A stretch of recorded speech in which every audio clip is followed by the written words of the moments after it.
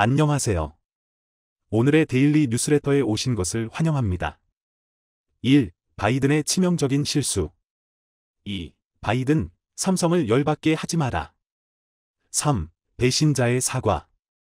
한번 진실을 알아봅시다.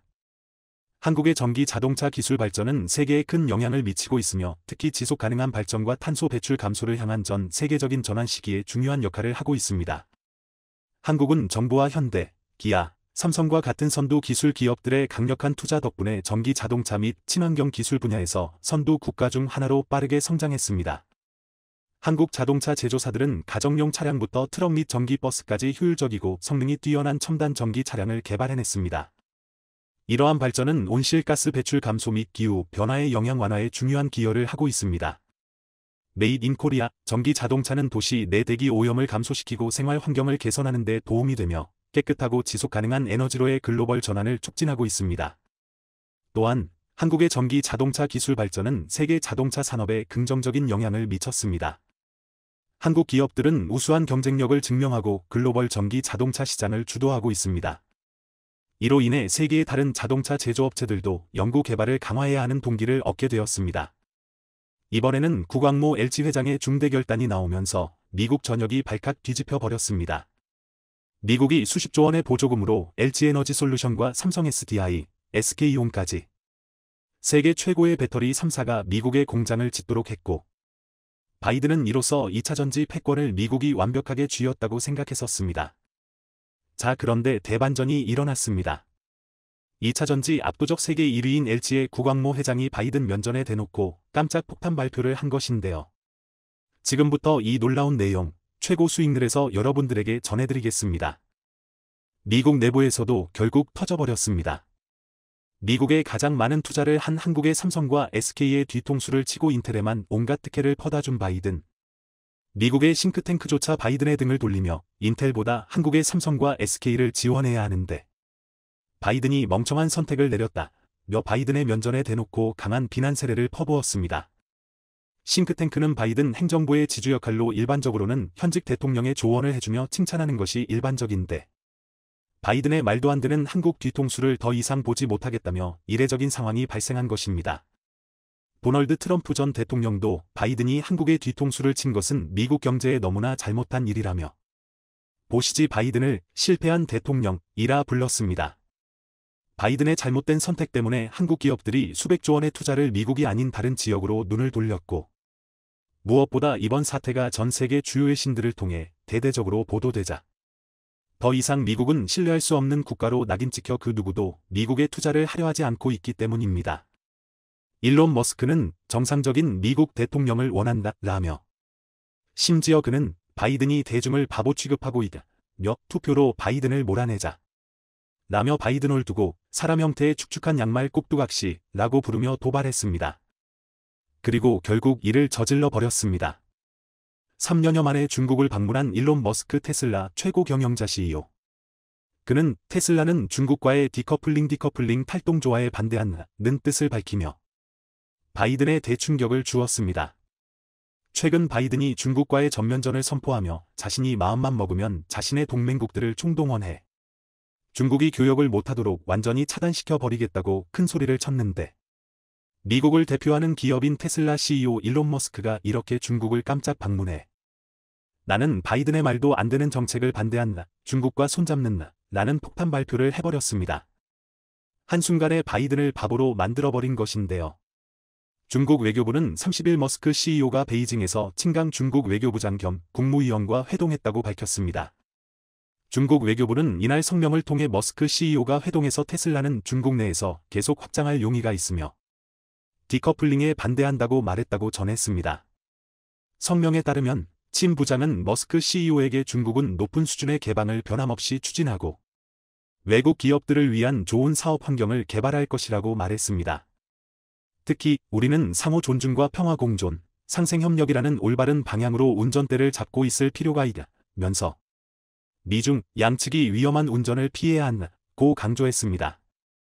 테슬라 상하이 공장은 지난해 전 세계에서 만들어진 테슬라 자동차의 절반 이상을 생산했으며 현재 연간 110만 대를 생산할 수 있는 것으로 알려졌습니다. 미국을 대표하는 기업인 테슬라까지 이렇게 중국과 공개적으로 손을 잡으며 바이든을 우습게 만들어버리자 미국은 너무나 급한 나머지 중국의 국방수장끼리 만나자는 제안을 했지만 중국이 직설적으로 거절하며 바이든의 뒤통수를 제대로 때린 것으로 전해졌습니다. 미 국방부는 성명에서 지난밤 중국은 로이드 오스틴 미 국방장관과 리상푸 중국 국무위원 겸 국방부장이 만나자는 우리의 5월 초 초대를 거절한다고 통보했다고 밝혔다고 월스트리트저널 WSJ이 보도했습니다. WSJ에 따르면 미 국방부는 이달 초 중국 측의 6월 24일 싱가포르에서 열리는 아시아 안보회의 샹그릴라 대화를 계기로 국방장관 회담을 여는 방안을 제안했습니다. 오스틴 장관은 리 국방부장에게 직접 서한을 보내는 등 싱가포르 회담 성사를 위해 상당한 노력을 기울였다고 합니다. 미 국방부 관계자는 중국이 과거에는 막판까지 고위급 회담을 조율하던 것과 비교해 이번 거절은 이례적으로 직설적인 메시지라고 평가했습니다. 미국과 중국은 지난해 샹그릴라 대화 때 국방장관 회담을 진행했는데 이때도 만남 몇 시간 전에야 성사가 합의됐다고 합니다. 글로벌 인공지능 반도체 1위로 전 세계적인 주목을 받고 있는 엔비디아의 젠슨항 CEO도 바이든을 향해 바이든의 중국 때리기는 오히려 미국에 엄청난 피해를 입히고 있다며 최대 시장 중 한 곳에 첨단 반도체 칩을 더 이상 판매할 수 없게 되면 미국 기술 기업들이 막대한 타격을 입을 수밖에 없다며 중국 시장이 미국 테크 업계에서 차지하는 비중은 3분의 1 수준. 만약 테크 업계가 중국 시장을 잃으면 우리는 미국에 더 이상 반도체 공장을 지을 필요가 없을 것이라며 중국이 자체 칩 개발에 나서는 점도 우려되는 상황이다. 중국 기업들이 미국에서 칩을 사들일 수 없다면 자체 개발에 나설 것이다. 이는 중국의 반도체 자립만 도와줄 뿐이라며 바이든의 잘못된 정책을 강하게 비판했습니다. 자, 그런데 이렇게 미국을 대표하는 전기차 회사 테슬라에 이어 미국을 대표하는 반도체 회사 엔비디아 CEO까지 바이든을 웃음거리로 만들어버린 상황 속에서 LG 구광모 회장이 바이든의 쐐기에 비수를 꽂아버렸습니다. 구광모 LG 회장은 미국 대신 중국이라는 파격적인 발표로 바이든의 대충격을 주었습니다. 앞으로 미국이 아닌 중국에 수백조 원을 투자할 수 있다는 것인데요. 일론 머스크가 대놓고 바이든을 비판하며 중국에 올인해버리는 상황 속에서 전기차 압도적 세계 1위인 테슬라의 배터리를 공급하는 LG엔솔은 테슬라를 따라 중국에 막대한 투자를 할 수밖에 없습니다. 미국은 한순간에 수백만 명의 일자리와 수백조 원의 투자를 날려버렸을 뿐만 아니라 전기차 공급망 패권을 한순간에 빼앗겨 버렸습니다. 구광모 LG 회장이 이렇게 과감한 결단을 내릴 수 있었던 것은 뒤통수치고 보조금조차 제대로 지급하지 않는 바이든과 달리 중국에서 최근 LG엔솔의 대박 행진이 심상치 않기 때문입니다. LG에너지솔루션의 배터리를 탑재한 지리자동차 산하 폴스타 E 2종이 중국 정부가 발표한 신차 목록에 들었습니다. 보조금 확보가 유력시되면서 중국 시장에서 LG의 활약이 두드러졌습니다. 중국공업정보화부가 지난 9일 현지 시간 발표한 제369차 도로자동차 제조업체 제품 발표 도로괴동 차량 생산 기업급 상품 공고에 LG의 배터리를 장착한 폴스타 E 2종이 포함됐습니다. 폴스타 E는 신차 명단에 들며 향후 중국 정부로부터 보조금을 받을 가능성이 높아졌습니다. LG에너지솔루션은 현지 정부의 보조금 혜택에 힘입어 중국 시장에서 대박 행진을 시작했습니다. 실제로 최근 시진핑이 직접 LG 공장을 방문하며 한국에 엄청난 특혜를 약속한 것으로 전해졌습니다.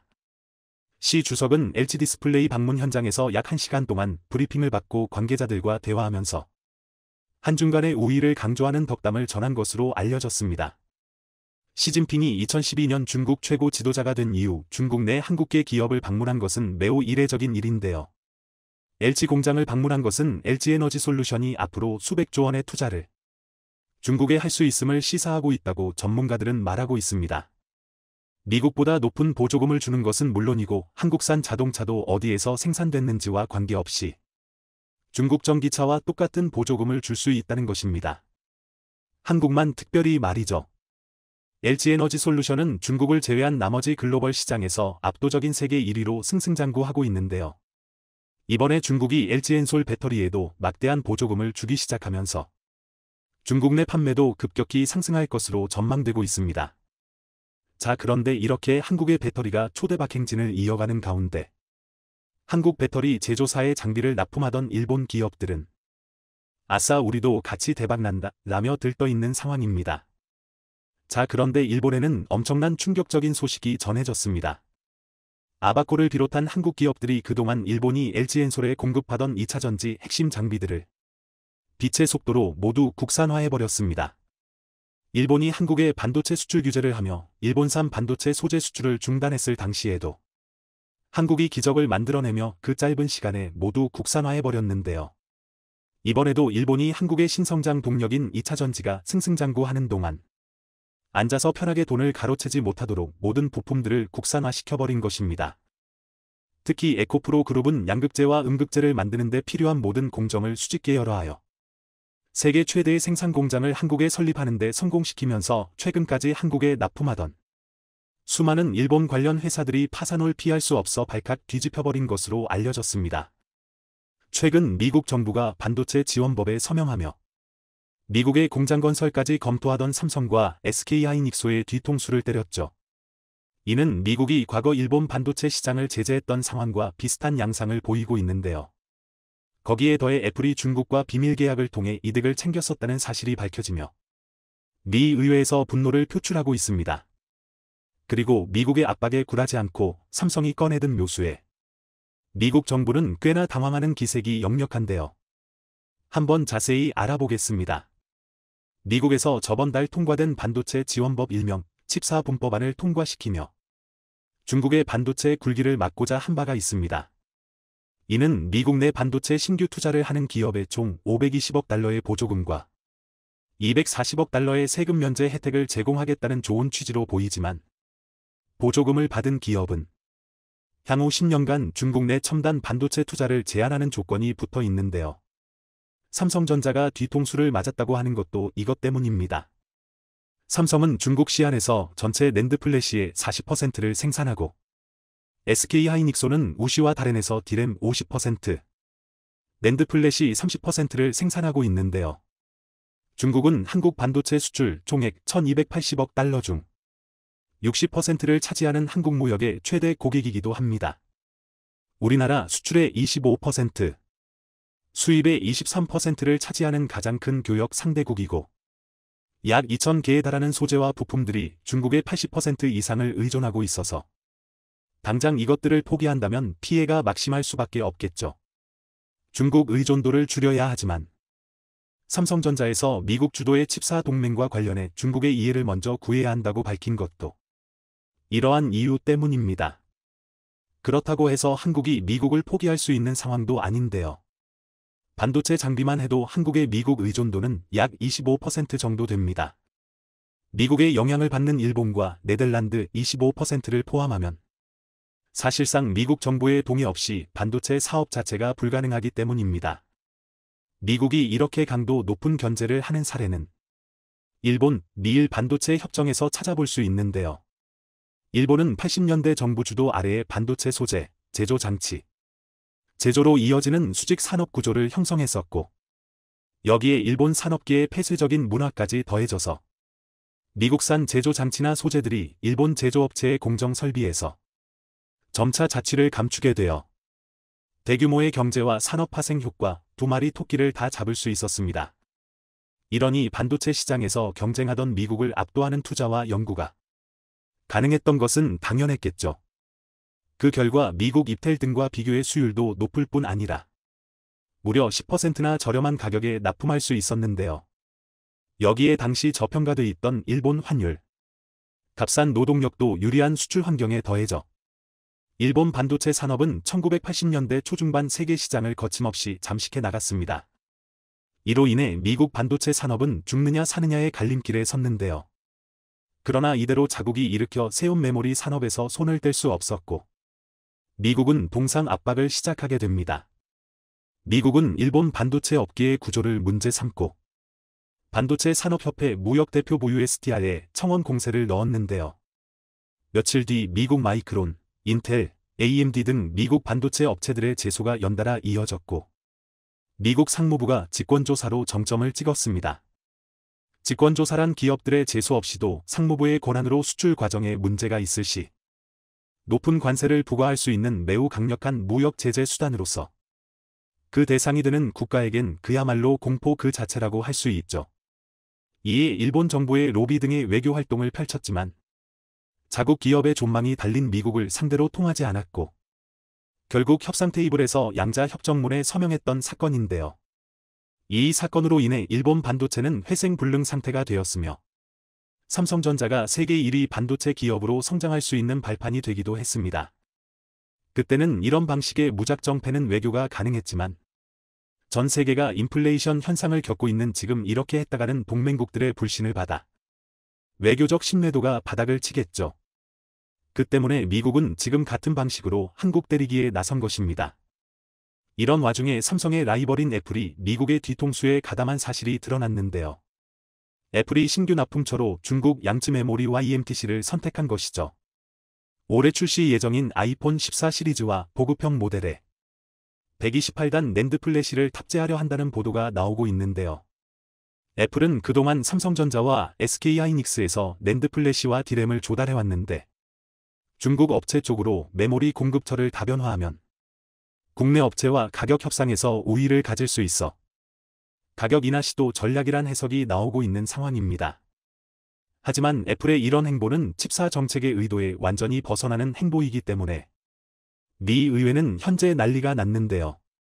지난 13일 파이낸셜 타임스 등 외신을 보면 마르코 루비오 미국 상원의원 등은 애플을 향해 양쯔 메모리의 낸드 플래시를 사용할 경우 강도 높은 조사를 받을 것이라고 경고했습니다. 하지만 애플의 이런 행보에 미 행정부에서는 별다른 대응이 나오지 않고 있다는 점에서 이는 애플의 독단적인 움직임이 아닌 중국 내 투자 금지로 삼성과 SK의 성장을 막은 후 양쯔 메모리와 경쟁을 붙여 한국 반도체를 끌어내리려고 하는 것이 아니냐는 의심을 사고 있습니다. 낸드 플래시의 경우 삼성전자가 33%, SK하이닉스가 20% 등 한국 반도체 기업들이 시장 절반을 차지해왔는데요. 그 뒤로 일본 키옥시아 15%, 미국 웨스턴 디지털 13%, 마이크론 12% 등이 차지하고 있습니다. 미국은 중국의 한국 점유율이 낮아지길 바라는 듯한 행보를 보이고 있는데요. 2016년 사드 사태 당시 중국이 한국 불매운동을 할 때도 별다른 조치가 없었고 애플 CEO 팀 쿡이 중국 고위 인사들과 2.750억 달러 324조 원 규모의 계약을 했던 사실이 드러나기도 했죠. 애플은 이러한 대규모 투자를 하기로 하고 중국 내에서 애플페이, 아이클라우드, 앱스토어에 대한 제재를 면제받았으며 기술 개발 투자를 약속하는 동시에 중국 부품을 많이 사용하겠다는 계약을 맺은 것인데요. 이러한 이유로 우리가 중국 스마트폰이 저렴함에도 삼성, 애플만을 쓰는 이유 중 하나인 편의성을 애플만 챙기게 되었고 핸드폰을 고르는 가장 중요한 부분인 만큼 중국 내 삼성 스마트폰 점유율이 없다시피 한 것도 당연한 수준이겠죠. 인텔은 미국 오하이오주에 200억 달러를 투입해 2개의 첨단 반도체 공장을 설립하고 있는데요. 지난 10일 바이든 대통령은 입텔 반도체 신공장 기공식에 참여해 미국으로부터 세금 지원을 받는 기업들이 공급망을 훼손하는 중국에 투자하지 않도록 분명히 하겠다고 밝혔습니다. 이는 중국에 대한 투자 차단과 인텔 지원이 하나로 묶여 있다는 증거인데요. 미국 정부는 자체적으로 기술과 양산 능력을 확보할 때까지 삼성전자에 의존하고 반도체 생산 라인이 자리를 잡게 되면 업체든지 등을 돌릴 수도 있는 것이죠. 작년 11월 미 상무부가 반도체 자료를 요청하는가 하면 지난 6월 삼성전자가 세계 최초로 3나노 파운드리 공정 양산에 성공한 데 이어 이러한 삼성의 기술 초격차를 없애려고 일본과 합작해서 2나노 파운드리의 개발을 위해 새로운 연구기관의 설립 계획을 세우는 등 미국이 자기 배만 채려는 모습은 다양한 곳에서 보이고 있는데요. 이런 상황에서 삼성이 미국의 반도체 갑질에 강력하게 경고하는 행보를 보여 놀라움을 주고 있습니다. 미국에서 한국에게 협력하자고 해놓고 이러한 모순된 행보를 계속 보이자 삼성은 브라질에서 반도체 공장 설립을 논의했고 MOU를 체결한 것이죠. 브라질 정부는 지난해부터 삼성전자 현지 반도체 공장 건설을 유치하기 위해 적극적으로 러브콜을 보내왔다고 하는데요. 파리아 장관은 지난해 11월 한국과학기술정보통신부에 삼성전자 브라질 반도체 공장 설립에 관련한 제안을 공식적으로 보냈다고 밝혔었다고 합니다. 한국 정부와 브라질 정부의 양해각서 체결은 브라질의 이러한 노력의 성과라고 하는데요. 브라질은 삼성전자 및 LG전자, 현대자동차, 대만 폭스콘 등의 생산 공장이 위치한 남미 지역 제조업 중심 기지로 꼽히고 있어 미국의 갑질에 대한 박격 카드로 사용했다는 분석이 나오고 있습니다. 거기다가 멕시코 정부 또한 삼성의 반도체 공장 유치에 나서 미국을 긴장시키고 있습니다. 언론에 따르면 이재용 회장은 추석 연휴 기간 동안 멕시코 대통령을 만나 삼성전자의 멕시코 현지 사업 현황을 설명하고 중장기 협력 방안을 논의했다고 하는데요. 멕시코는 반도체 최대 수요국 가운데 하나인 미국과 입접해 있으면서도 인건비와 물가가 훨씬 저렴해 삼성전자 등 반도체 기업에게는 매력적인 생산 거점이 될 수 있다는 분석이 나오고 있는 만큼 확률이 꽤 높다고 합니다. 이는 TSMC의 창업주 모리스 창 또한 동의했는데요. 올해 4월 미국의 한 싱크탱크에서 개최한 토론회에서 미국에서 반도체를 생산할 때 드는 비용은 대만보다 약 50% 높은 수준일 것이라며 미국은 반도체 위탁 생산을 위한 인력풀을 충분히 보유하지 않았고 이를 교육하는 데도 오랜 시간이 걸린다고 말하며 미국에 투자하는 것이 효율적이지는 않다고 말하기도 했습니다. 미국과 멕시코 정부는 올해 8월에 통과된 미국 반도체 지원법을 멕시코에도 적용하는 방안을 협의하고 있는데요. 멕시코에 공장을 세우면 더 적은 비용으로 공장을 운영하면서도 미국 정부가 제공하는 혜택을 그대로 받을 수 있는 길이 열리는 셈인 것이죠. 이러한 한국의 박격 카드에 미국 반도체 산업협회 지미 굴리치 부회장은 전기차와 반도체에 있어서 미국이 동맹인 한국에 더 많은 유연성을 발휘하기를 기대한다 라며 한국 같은 친밀한 동맹국을 저버려선 안 된다고 인터뷰했는데요. 미국의 갑작스러운 갑질에도 굴하지 않고 생산의 다각화라는 방향성을 잡은 대한민국이 앞으로도 현명하게 대처할 수 있길 바랍니다. 한국에게 큰 고민거리를 안겨준 IRA 인플레이션 감축법 문제의 해결책이 보이기 시작했습니다. 그동안 한국의 요청에도 아무 반응이 없던 미국이 두 손 들며 한국을 예외에 두겠다는 입장을 보였기 때문이죠. 바이든이 친서까지 보내며 한국에게 열린 자세를 보인 것인데요. 그런데 알고 보면 미국이 이렇게 태도를 바꾼 것은 어떤 한국 기업 때문이라고 합니다. 한국 정부가 미국에게 한 방 크게 먹였기에 이에 당황한 미국 정부가 태도를 바꾼 것이라고 하는데요. 대체 어떤 기업이며 무슨 일이 최근 일어났는지에 대해 지금부터 자세하게 설명해 드리겠습니다. 북한보다 IRA에 더 매달린 한국. 미국 정치 전문 매체 더 힐은 해리스 부통령 방안에 대해 한 줄로 요약을 했습니다. 한국에게 가장 중요한 인플레이션 감축법 문제가 중요한 현안이었죠. 북한의 장사점포 도발과 핵실험도 중요한 이슈지만 그것보다 많은 이들의 돈이 매달려 있는 인플레이션 감축법 문제가 더 급한 문제였던 것을 상징적으로 보여준 문장이었습니다. 카멀라 해리스 미국 부통령 역시 이 문제에 대해 잘 알았죠. 한미동맹의 굳건함과 북한의 도발에도 미국은 한국을 지지하고 있다는 것을 드러내기 위해 한국을 방문한 해리스 부통령은 IRA를 묻는 기자들의 질문에 진땀을 뺐습니다. 해리스 부통령은 이 문제에 대해 한국이 가진 의문점은 충분히 인지하고 있다 고 말하며 기자들에게 답변하는 한편 이 문제에 대해 미국 내에서 조치가 들어갈 것을 암시했습니다. 사실 이 문제는 비단 한국만의 문제는 아니었습니다. 대규모 투자 시설을 약속하며 지역 경기에 이바지할 것을 선언한 한국 기업의 투자에도 제동을 거는 법이기에 미 상원에서 고문자문관으로 활동했던 월리언 본빌리언 MIT 공대 교수가 IRA 법에 대해 우회적으로 비판을 가했죠. 그는 기술주권을 얻기 위해 동맹국들과 미국은 더 많은 상호의존이 필요하다는 사실을 지적하며 한국은 중요한 동맹국임을 정확하게 꼬집었습니다. 제조업을 등한시한 미국이 부랴부랴 제조업의 중요성을 깨닫고 중국으로 넘어간 제조업 패권을 뺏기 위해 무리한 정책을 시행 중이라 말한 그는 동맹의 이익을 위반하면서 자국 이익을 추구하는 것은 장기적인 실패로 이어진다는 사실을 언급했습니다. 미 월스트리트저널 WSJ 역시 IRA 법의 함정을 지적 중국을 견제하기 위해 동맹국들의 분노를 사고 있다고 말하며 동맹국과 연계를 중요하게 생각하는 조 바이든의 외교 정책과 정면으로 배치되는 경제 정책이라는 비판을 가했습니다. 이어 WSJ는 전기차 세액 공제 조항에 대해 세계무역기구 WTO 규정을 위반할 수 있다고 공개적으로 이 문제를 거론하는 한편 민주당의 정권 유지를 위해 동맹을 볼모로 삼았다고 지적했습니다. 실제로 2022년 중간 선거를 앞두고 있는 조 바이든은 공화당으로 넘어가려는 흐름을 빼앗고 정권 유지를 위해 IRA를 핵심 지적으로 포장, 특히 한국을 내세워 자신의 정치 업적으로 강조하는 모습을 보였습니다. 그러나 막상 한국을 정면에서 배신하는 법을 처리하면서 조급한 행보를 보였다는 비판에 직면하게 되었습니다. 민주당 내에서도 시기상조라는 반응을 보인 한편 한국을 충분히 고려하지 못했다는 비판이 나왔습니다. 미 조지아 주에서도 중앙정부의 결정에 반발했는데요. 2025년 현대자동차 전기차 공장을 앞두고 있는 소속 정치인들이 민주당 공화당 할 것 없이 모두 반발하고 나선 것입니다. 현대자동차의 큰 우려를 걱정한 브라이언 캠프 조지아 주지사와 라파엘 워녹 상원의원, 버디 카터 하원의원 등 주의 핵심 관계자들은 중앙정부의 IRA를 우회하는 수를 써서라도 한국이 혜택을 받을 수 있게 지방정부 차원에서 노력하겠다고 말하며 한국 잡기에 나섰죠. 국제통상 분야 싱크탱크인 미국 피터슨 국제경제연구소 PII의 아담 포센 소장 역시 통상규범 관점에서 논란이라고 나섰습니다.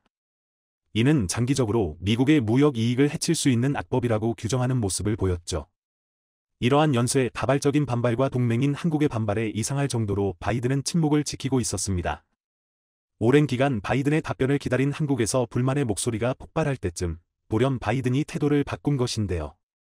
바이든은 한국 대통령에게 친서를 보내며 인플레이션 감축법에 대한 한국의 우려를 정확히 알고 있으며 이를 해결하고자 한다는 의사를 보인 것입니다. 현지 시간으로 4일 바이든 대통령은 친서를 통해 열린 마음으로 합의를 이어가겠다고 말하며 한국 기업들의 긍정적인 역할을 특별히 언급 이들의 사업에 방해가 되지 않게 도움을 줄 것을 암시했습니다. 이제까지 IRA에 대해 해리스 부통령이나 비공식 외교 채널을 통해 항의한 것에 어떠한 반응을 보이지 않던 바이든 대통령이 직접 IRA의 불만을 인지하고 있으며 이를 해결하고자 움직인 것이죠. 이에 화답해 미 재무부 역시 IRA의 세부 규정을 다듬기 위해 각계의 의견을 받기로 결정, 세제 혜택과 관련된 부분을 지적하며 의견의 차이를 좁히기 위해 미 국세청의 도움을 받아 세제 혜택 부분을 수정하겠다고 밝힌 것입니다. IRA에 따르면 북미에서 제조하거나 조립된 부품을 50% 이상 사용해야 보조금 $3,750를 받을 수 있습니다.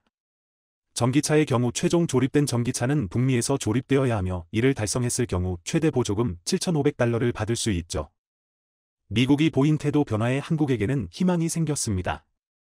전기차 사업과 관련 미국에게 밀릴 이유가 없어진 것이죠. 그런데 어째서 요지부동이었던 바이든 대통령이 갑작스럽게 마음을 바꾸고 IRA 수정에 긍정적인 반응을 보인 것일까요? 바로 한국이 미국에게 제대로 한 방 먹였기 때문에 바이든이 생각을 고치고 한국 예외 조항 수립에 나선 것입니다. 한국이 가지고 있는 카드는 바로 LNFLF라는 기업인데요. 전기차 배터리의 핵심 소재인 양극재 분야에서 글로벌 경쟁력을 갖춘 곳으로 전기차 시장에서 높은 관심을 받고 있는 한국 기업입니다. 이 기업이 최근 미국 진출을 위해 한국 정부의 허락을 구했는데요. 한국에서 LNF의 미국 진출에 제동을 건 것입니다. 산업기술보호위원회에서 미국 공장 설립 허가를 내주지 않았죠. 첨단 기술인 양극재 제조 기술에 대해 보안 조치가 매우 미흡해 미국으로 핵심 기술을 유출할 수 없다는 것이 이유였습니다. 산업기술보호법에 따르면 반도체나 배터리 등 국가 핵심 기술을 수출할 경우 산업부 장관 허가가 필요한데요. 예상치 못한 한국의 급제동에 미국이 당황한 것입니다. 양극재는 전기차 배터리에서 중요한 기능을 담당하고 있습니다. 배터리의 용량과 수명, 충전 속도를 결정하는 핵심 소재로 배터리의 용량과 안정성을 결정하는 부분이죠. 배터리 소재 내에서 원가의 40%를 차지하는 원가 비중이 높은 소재이기에 이를 다른 제품으로 함부로 바꾸는 것은 경쟁이 치열한 배터리 시장에서 위험한 일. 한국은 이 분야에서 탁월한 기술을 보유한 국가인데요. LNF는 이 시장의 성장 가능성을 보고 기술 개발에 매진. 세계 최초로 니켈 함량 90%의 NCMA 양극재 양산에 성공한 것입니다. 이 기술 덕분에 LNF 양극재는 용량과 안정성 측면에서 타의 추종을 불허하는 압도적인 기술력을 갖출 수 있었죠. 미국도 LNF의 양극재 부품을 탐냈습니다. LNF가 미국 진출을 결정할 때 누구보다도 좋아했던 곳이 바로 미국이었죠. 그러나 한국이 제동을 걸면서 미국의 계획에 차질이 생긴 것입니다. 조 바이든 역시 양극재의 중요성을 이해하고 있기에 태도를 바꾼 것인데요. 미국에게 뼈아픈 타격을 준 덕분에 한국은 유리한 위치에서 미국과 협상이 가능해진 것이죠. 이 모든 것은 한국 기업의 기술력이 뒷받침되었기 때문에 가능한 일입니다. 미국과의 분쟁에서 한국은 기술 덕분에 유리해졌지만 아직 한국은 완전하게 위협에서 벗어난 것은 아닙니다. 바로 중국의 존재 때문인데요. 양극재 소재에 필요한 니켈과 망간 등 주요 소재 상당수는 중국에 의존하고 있는 것이 현실입니다. 무려 93%에 해당하는 원재료를 수입하고 있는데요. 양극재 사업의 핵심이라 할 수 있는 원료 의존도가 중국에 편중되어 있다는 것은 향후 중국이 원자재 보복을 결심하거나 수출 물량을 대폭 줄일 경우 한국 양극재 사업에 큰 타격을 입힐 수 있다는 것과 동일한 이야기입니다. 최근 리튬과 관련 중국이 리튬 수출에 대해 한국 및 기타 국가 수출량을 제한하는 조치를 취함에 따라 리튬 가격이 급격히 상승하는 일이 벌어지면서 양극재 가격이 상승하는 불행한 일이 있었는데요. 이때 충격을 받은 양극재 기업들은 탈중국을 위해 수입처를 다변화하는 전략을 사용하게 됩니다. LG에너지솔루션은 독일 벌칸에너지와 2029년까지 수산화 리튬 4만 5천 톤을 공급받는 계약을 체결하며 중국 벗어나기에 동참했습니다. 포스코케미칼의 경우 양극재 핵심 소재인 리튬을 중국이 아닌 칠레에서 수입하는 것으로 대체할 계획을 세웠으며 아르헨티나에 설치된 염호 리튬 공장에서 생산되는 양으로 중국산 리튬을 대체할 것을 발표했습니다. 미국에게 한방 먹인 1등 공신인 LNF 역시 탈중국화에 나서며 호주로 공급망을 다변화하는 모습을 보였습니다. 니켈과 리튬 등 주요 재료를 수급하기 위해 호주 기업체와 대규모 계약에 나서는 등 기민한 움직임을 보였습니다.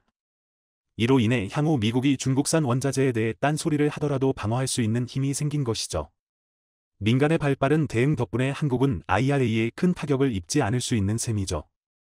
한국 배터리 시장을 위협하는 중국과 성장하는 한국을 견제하는 미국의 틈바구니 사이에서 묵묵히 제갈 길을 걷는 한국 기업의 성장에 박수를 보내며 단단한 기술력으로 외부의 압박에도 굳건할 수 있는 대한민국이 되길 소망해 보겠습니다.